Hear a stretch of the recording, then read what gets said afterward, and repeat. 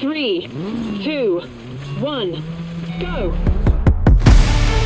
With the WRC licensed Scandinavian flicking itself to EA in 2023, WRC Generations may represent the last official effort developed by KT Racing for now, and the studio has certainly shot the works at it. The culmination of a 7-year stint on the series, WRC Generations combines gorgeous effects and great handling with the most generous selection of rally stages I've seen anywhere, and the result is the best and most laudably comprehensive rally game of KT's tenure.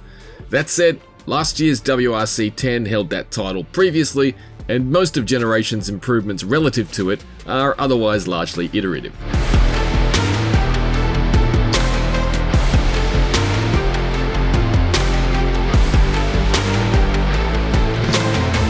WRC Generations features a massive 21 rally locations, including all 13 of the events from this year's official championship, plus a further 8 bonus rallies. Those are locations that aren't on the 2022 calendar, but are included because why the heck not? I've played rally games that have arrived with fewer countries than the bonus locations in Generations alone. It towers over even the excellent Dirt Rally 2.0, which eventually racked up 13 locations after its run of DLC was complete. Series veterans will note that a lot of the stages themselves are repeats from previous games, but I like having them all here in one package with consistent features. That said, I do miss my beloved Australia and Poland, which are conspicuous in their absence. KT Racing has already let fans know they will not be added later, which is a shame, though it seems recalcitrant of me to gripe too much considering the glut of countries that did make the cut. The new Swedish stages are a big highlight and are easily amongst the best looking routes in the whole series. The snow in particular is uncannily realistic, whipping past it at high speed, with roads flanked with sloping piles of soft clumps as the ploughed edges encroach back onto the stages. It looks seriously excellent at night too, and it's a great showcase for the terrific lighting, from the glow of campfires to the way the headlights cut through the woods. Right 4, keep in, medium 200. A mix of wide open blasts and incredibly narrow channels, Sweden is extremely strong in Generations and is now one of my preferred spots, even though the snow rallies like Sweden and Monte Carlo traditionally don't rank too high on my list of favourites.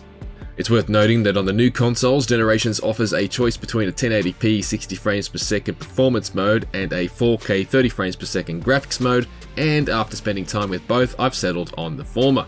Even at a quarter of the resolution, it's still rich with detail, and I've noticed no screen tearing, which has been an occasional bugbear for this series in the past. Into left 3, keep into right 4, keep in, 50. There remains an excellent rhythm to Generations' handling, which has been very good for several installments now. The loose gravel driving is still the best. Dancing through corners and feeling the weight of the car on the cusp of out of control is brilliant stuff, as is the feeling of your car gripping up at the perfect moment as you pitch it sideways at the apex. KT Racing's use of the PS5 haptic triggers is also top notch, particularly under heavy braking. Although it probably got a bit too ambitious piping so many collision noises through the DualSense's speaker. Things have a habit of sounding a bit more like a can full of rocks than a car collision. 6 long over jump, keep in, 100. Like WRC 10 and WRC 9 before it, Generations again forces us to begin our careers in the WRC 2 or WRC 3 feeder series. This makes perfect sense from a realism point of view and for anybody who's picking up Generations as their first WRC game, but it continues to make no sense from the perspective of someone who just did the same thing last year and the year before. It just seems so arbitrarily strict to force us to annually apprentice for a shot at racing in the main series.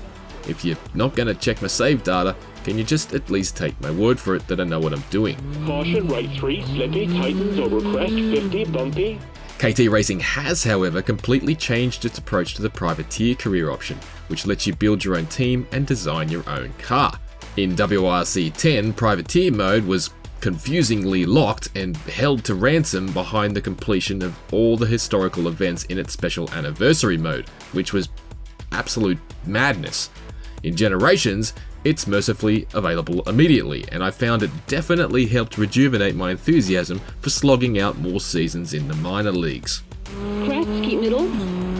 With Generations' livery and sticker editor, which functions similarly to those available in Forza Horizon 5 and Gran Turismo 7, I was able to design a modern homage to the 90s Repsol Escort of Carlos Sainz, and I felt much more ownership over my career progression in a car I can properly call my own.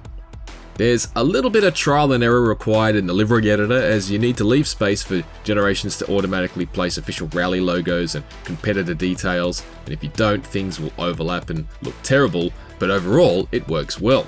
Best of all, unlike in WRC 10, Generations allows us to share designs and download them from other players.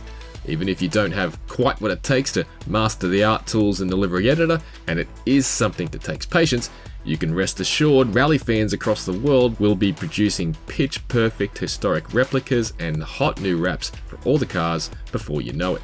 Many of the historical cars in Generations are missing legacy sponsors, but there's no way they'll be missing for long. Now fans have the tools to both fix them and disseminate them to all.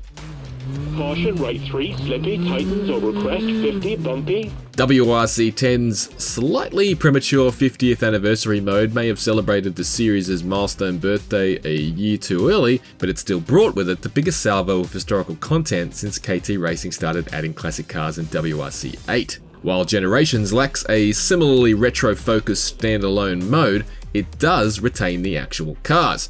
So it's largely the same assortment of World Championship winning cars with a few extras, including worthwhile additions like a 1979 Ford Escort Mark II and a 1980 Fiat 131 Abarth. Marcus Gronholm's Drivers' Championship and Manufacturers' Championship winning 2002 Peugeot 206 is also here, albeit tied up in pre-order DLC limbo at this point. It remains a very good list, though it's disappointing Generations couldn't deliver a few more fresh models in this last hurrah.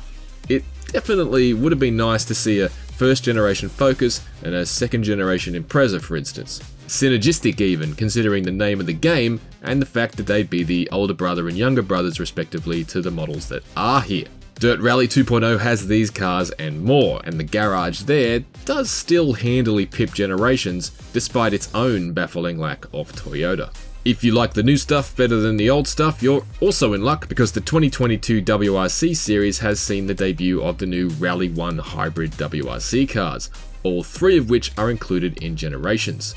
The Rally 1 cars, which now feature a 100 kilowatt hybrid unit mated with the 1.6 litre turbocharged engine that's powered WRC cars for the last decade, are pretty interesting to drive in Generations thanks to their electric boosts.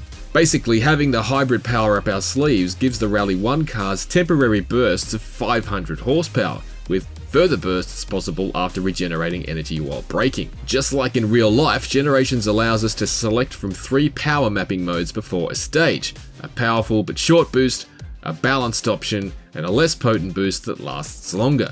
I could definitely feel the extra oomph when it was available, and it's an engaging challenge to wrangle this new aspect of the cars and get that extra power down on the road. Left 4 bumpy, into right 5 bumpy, 100. When you get into the guts of it, WRC Generations is by no means a drastic shake-up on its quality predecessors, even if there have been some small but welcome improvements to the career mode and customization tools that have spiked my enthusiasm. It does, however, deserve credit for both the very respectable range of relevant rally cars it features, as well as its absolute mountain of rally locations. With almost every country to host the championship over the last decade represented, WRC Generations may be KT Racing's last WRC game, but there's nothing least about it. The kitchen sink philosophy here has resulted in a fantastic and uncommonly generous package for gravel groupies, asphalt addicts, and mud-slinging maniacs alike. For more motorsport verdicts, check out our reviews for F1 2022 and Dakar Desert Rally. For everything else, stay on IGN.